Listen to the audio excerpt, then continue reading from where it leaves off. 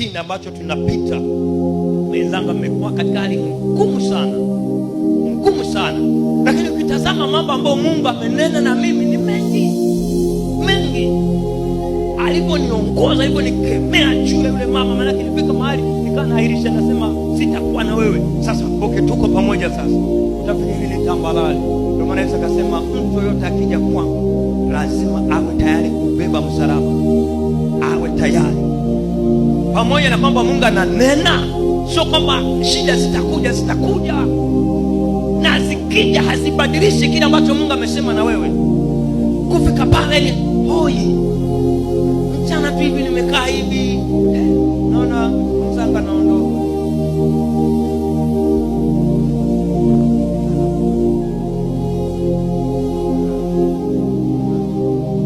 Nasema sasa mlokole wa ajabu.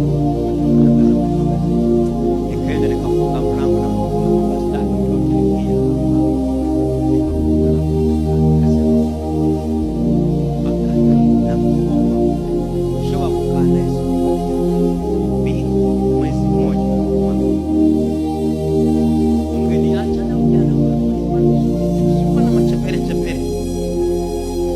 Leo hii nianze kuimba mgande leo, kwa nikajengia hoja ndani ili umbike. Kuna imani zingine sio zinaachiwa na Roho mwenyewe, unaelewa? Yaani ndani kulumbika maombi ambayo hayana masaa, hayana madakika, hayana siku, hayana miezi.